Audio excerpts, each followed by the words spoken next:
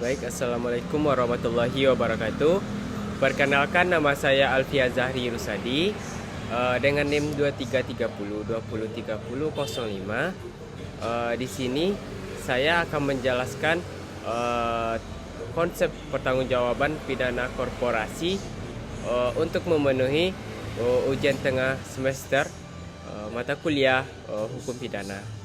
Yang pertama, konsep pertanggungjawaban pidana korporasi yaitu teori strict liability. Dalam konsepsi tersebut, korporasi dianggap bertanggung jawab atas perbuatan secara fisik dilakukan oleh pemegang saham, pengurus, agen, wakil atau pegawainya. Di bidang hukum pidana, strict liability berarti niat jahat atau mens rea tidak harus dibuktikan dalam kaitan dengan satu atau lebih unsur yang mencerminkan sifat melawan hukum atau actus reus, meskipun niat, kecerobohan atau pengetahuan mungkin diisyaratkan dalam kaitannya dengan unsur-unsur tindak pidana yang lain. Saya kutip dari Profesor Barda Nawawi.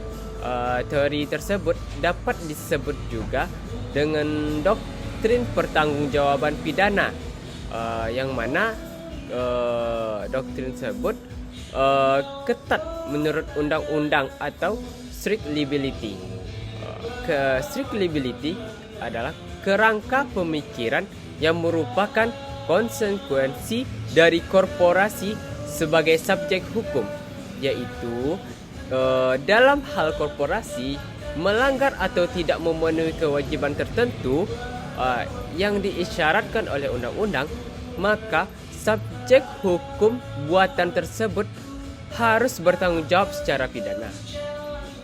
Hal tersebut penting terhadap teori ini, yang mana subjek hukum harus bertanggung jawab terhadap akibat yang timbul tanpa harus dibuktikan adanya kesalahan ataupun kelalaian.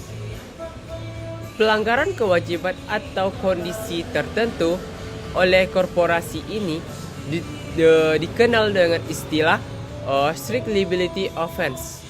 Contoh dari rumusan undang-undang yang menetapkan sebagai suatu delik bagi korporasi, yaitu contoh dari rumusan undang-undang itu, yang pertama, korporasi yang menjalankan usahanya tanpa izin. Yang kedua, korporasi pemegang izin yang melanggar syarat-syarat atau kondisi maupun situasi yang ditentukan dalam izin tersebut. Yang ketiga, korporasi yang mengoperasikan kendaraan yang tidak diansurasikan di jalan umum. Mungkin sekian terkait strict liability, teori strict liability. Dan selanjutnya saya akan menjelaskan teori yang kedua, yaitu teori vicarious liability. Berdasarkan teori ini, secara umum dapat dikatakan bahwa atasan harus bertanggung jawab atas apa yang dilakukan oleh bawahannya. Sebagaimana didefinisikan bahwa prinsip hukum vicarious liability adalah seseorang yang bertanggung jawab untuk perbuatan yang dilakukan oleh orang lain ketika keduanya termasuk dalam suatu bentuk kegiatan gabungan atau kegiatan bersama. Doktrin tersebut secara tradisional merupakan konsepsi yang muncul dari sistem hukum common law yang disebut sebagai respondeat superior, yaitu tanggung jawab sekunder yang muncul dari doctrine of agency, di mana atasan bertanggung jawab atas perbuatan yang dilakukan oleh bawahannya.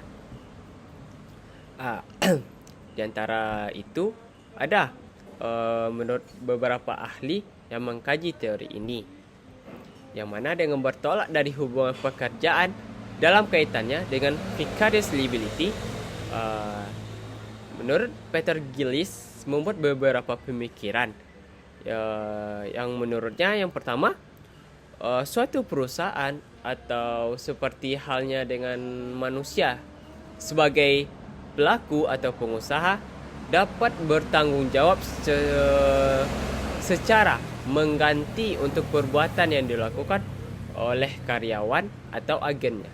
Pertanggungjawaban tersebut hanya timbul untuk delik yang mampu dilakukan secara vikarius. Dan menurut Peter Gillis, yang kedua itu dalam hubungannya dengan employment principle. Yang mana delik-delik ini sebagian besar atau seluruhnya merupakan summary offenses yang berkaitan dengan peraturan perdagangan. Dan menurut pemikiran Peter Gillis, yang ketiga itu kedudukan majikan atau agen dalam ruang lingkup pekerjaannya tidaklah relevan menurut doktrin ini.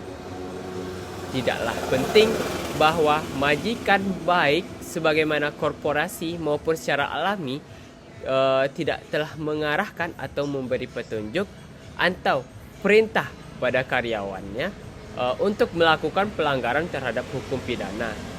Bahkan dalam beberapa kasus, vicarious liability dikenakan terhadap majikan walaupun karyawan melakukan perbuatan bertentangan dengan instruksi berdasarkan alasan bahwa perbuatan karyawan dipandang sebagai telah melakukan perbuatan itu dalam ruang lingkup pekerjaannya. Oleh karena itu, apabila perusahaan terlibat, pertanggungjawaban muncul sekalipun perbuatan itu dilakukan tanpa menunjuk pada senior di dalam perusahaan. Dan mungkin itu terkait teori vicarious liability. Dan selanjutnya saya akan menjelaskan sedikit terkait teori identification. Teori ini di mana pertanggungjawaban pidana langsung atau direct liability, yang juga berarti non-vicarious, menyatakan bahwa para pegawai senior korporasi atau orang-orang yang mendapatkan delegasi wewenang dari mereka dipandang dengan tujuan tertentu dan dengan cara yang khusus sebagai korporasi itu sendiri, dengan akibat bahwa perbuatan dan sikap batin mereka dipandang secara langsung, menyebabkan perbuatan tersebut ataupun merupakan sikap batin dari korporasi. Jadi ruang lingkup tindak pidana yang mungkin dilakukan oleh korporasi sesuai dengan prinsip ini lebih luas dibanding dengan apabila didasarkan pada doktrin vicarious. Teori tersebut menyatakan bahwa perbuatan atau kesalahan pejabat senior atau bisa disebut dengan senior office diidentifikasi sebagai perbuatan atau kesalahan korporasi. Dan konsep ini juga doktrin alter ego atau teori organ. Dari menurut pandangan dari Profesor Dr. Bardanawawi, pengertian pejabat senior korporasi dapat bermacam-macam. Meskipun pada umumnya pejabat senior adalah orang yang mengendalikan perusahaan baik sendiri maupun bersama-sama, yang biasa disebut para direktur dan manajer.